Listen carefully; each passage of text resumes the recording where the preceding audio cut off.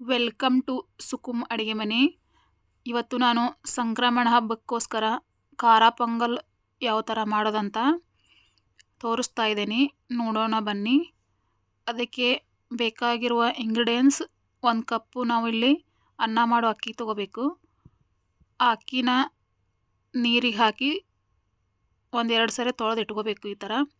ಹಾಗೆ ಒಂದು ಅರ್ಧ ಕಪ್ ಹೆಸರುಬೇಳೆ ತೊಗೋಣ. ಒಂದು ಬಾಣಲೆ ಇಟ್ಕೊಂಡು ಹೆಸರುಬೇಳೆ ಸ್ವಲ್ಪ ಬಿಸಿ ಮಾಡ್ಕೋಬೇಕಾಗತ್ತೆ. ಇದು ಸ್ವಲ್ಪ ಹಸಿ ವಾಸನೆ ಹೋಗೋವರೆಗೂ ಬಿಸಿ ಮಾಡ್ಕೋಬೇಕು. ಬಿಸಿ ಮಾಡಿಕೊಂಡು ಸ್ವಲ್ಪ ಇವು ಬೇಳೆ ಏನೈತಲ್ಲ ತಣ್ಣಗಾಗಬೇಕು. ತಣ್ಣಗಾದ್ಮೇಲೆ ಇವನ್ನೂ 1-2 ಸರಿ ನಾವು ನೀರಿಗೆ ಹಾಕಿ ತೊಳ್ಕೊಬೇಕಾಗುತ್ತೆ. ತೊಳ್ಕೊಂಡಿದ್ಮೇಲೆ ಒಂದು ಕುಕ್ಕರ್ ತೊಗೊಂಡು ಅದಕ್ಕೆ ನಾವೇನು ತೊಳೆದಿರ್ತೇವಲ್ಲ ಬೇಳೆ ಹಾಕ್ಕೊಳ್ಳೋಣ. ಅದ್ರ ಜೊತೆಗೆ ನಾವೇನು ಅಕ್ಕಿ ನೆನೆ ಹಾಕಿರ್ತೇವಲ್ಲ ನೀರು ತಕ್ಕೊಂಡು ಅಕ್ಕಿನೂ ಹಾಕ್ಕೊಳ್ಳೋಣ. ಅಕ್ಕಿ ಹಾಗೂ ಬೇಳೆ ಎರಡನ್ನೂ ಸೇರಿಸಿ ನಾವು ಇಲ್ಲಿ 1 ಕಪ್ ಅಕ್ಕಿಗೆ 4-5 ನೀರು ತೊಗೋಬೇಕಾಗುತ್ತೆ. ಹಾಗೆ ಬೇಳೆ ಪ್ರಮಾಣದ ನೀರು ಒಟ್ಟು 6 ಕಪ್ಪು ನಾವು ಇಲ್ಲಿ ನೀರನ್ನು ಉಪಯೋಗಿಸಬೇಕಾಗುತ್ತೆ.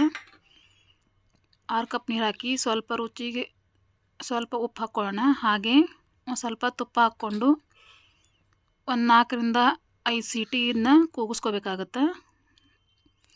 ಆಮೇಲೆ ನೋಡೋಣ ಬೇಳೆ ಹಾಗೂ ಅಕ್ಕಿ ಯಾವ ಥರ ಬೆಂದಿದೆ ಅಂತ. ನೋಡಿ, ಚೆನ್ನಾಗಿ ಬೇಳೆ ಹಾಗೂ ಅಕ್ಕಿ ಬೆಂದಿದೆ. ಆಮೇಲೆ ಒಂದು 4-5 ಸ್ಪೂನ್ ತುಪ್ಪ ಹಾಕ್ಕೋಬೇಕು ಒಗ್ಗರಣೆಗೆ. ಅದಕ್ಕೆ ಸಾಸಿವೆ ಹಾಕ್ಕೊಳ್ಳೋಣ. ಹಾಗೆ ಅದ್ರ ಜೊತೆ ಒಂದಿಷ್ಟು ಜೀರಿಗೆ ಹಾಕ್ಕೋಬೇಕಾಗುತ್ತೆ. ಸಾಸಿವೆ ಹಾಗೂ ಜೀರಿಗೆ ಸ್ವಲ್ಪ ಎಣ್ಣೆಯಲ್ಲಿ ತುಪ್ಪದಲ್ಲಿ ಚಟಪಟ ಅನ್ನಬೇಕು. ಆಮೇಲೆ ಇದಕ್ಕೆ ನಾವು ಗೋಡಂಬಿ ಹಾಕ್ಕೋಬೇಕಾಗುತ್ತೆ. ಇವನು ತುಪ್ಪದಲ್ಲಿ ಸ್ವಲ್ಪ ಬಾಡಿಸ್ಕೊಳ್ಳೋಣ. ಸ್ವಲ್ಪ ಕಲರ್ ಚೇಂಜ್ ಆದಮೇಲೆ ಇದಕ್ಕೆ ನಾವು ಹಸಿಮೆಣಸಿನ್ಕಾಯಿ ಉದ್ದುದ್ದು ಹೆಚ್ಕೊಂಡಿರ್ತೀವಿ, ಆ ಹಸಿಮೆಣಸಿನ್ಕಾಯಿ ಹಾಕ್ಕೊಳ್ಳೋಣ.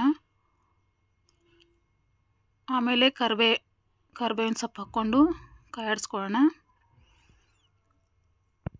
ಆಮೇಲೆ ಹಸಿ ಶುಂಠಿ ಏನು ನಾವು ತುರಿದಿಟ್ಕೊಂಡಿರ್ತೀವಲ್ಲ ಹಸಿ ಶುಂಠಿ ಹಾಕ್ಕೊಳ್ಳೋಣ. ಹಸಿ ಶುಂಠಿ ಹಾಕ್ಕೊಂಡಿದ್ಮೇಲೆ ಮೆಣಸು, ನಾವು ಇಡಿಯಾಗಿ ಮೆಣಸು ಹಾಕ್ಕೊಳ್ಳೋ ಬದಲು ಈ ಸಲ ಸ್ವಲ್ಪ ತರಿಯಾಗಿ ಜಜ್ಕೊಂಡು ಮೆಣಸು ಹಾಕ್ಕೊಳ್ಳೋಣ. ಆಮೇಲೆ ಸ್ವಲ್ಪ ಅರಿಶಿನ ಹಾಕ್ಕೋಬೇಕಾಗುತ್ತೆ. ಅರಿಶಿನ ಹಾಕ್ಕೊಂಡಿದ್ಮೇಲೆ ಒಂದಿಷ್ಟು ಹಿಂಗೆ ಹಾಕ್ಕೊಳ್ಳೋಣ. ಹಿಂಗೆ ಹಾಕಿ ಚೆನ್ನಾಗಿ ಕಾಯಿಡ್ಸ್ಕೊಂಡು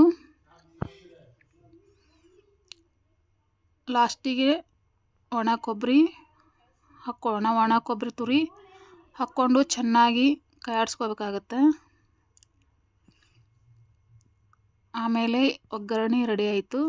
ಹೀಗೆ ನಾವು ಬೇಳೆ ಕುದಿಸ್ಕೊಂಡಿರ್ತೀವಲ್ಲ ಅದಕ್ಕೆ ಒಂದು ಸ್ವಲ್ಪ ನಾವು ಬಿಸಿನೀರು ಹಾಕಿ ಇನ್ನೊಂದು ಸ್ವಲ್ಪ ಬಿಸಿನೀರು ಹಾಕಿ ಕುದಿಸ್ಕೊಂಡಿದ್ದೀನಿ.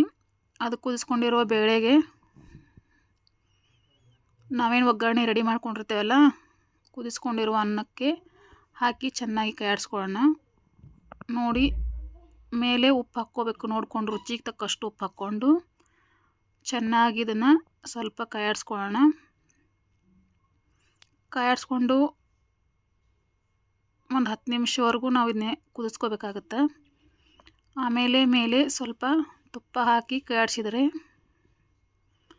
ನಮಗೆ ರುಚಿಯಾದ ಪೊಂಗಲ್ ರೆಡಿಯಾಗುತ್ತೆ. ನೋಡಿ ಕಲರ್ ಎಷ್ಟು ಚೆನ್ನಾಗಿ ಬಂದಿದೆ ಪೊಂಗಲ್ ಅಂತ.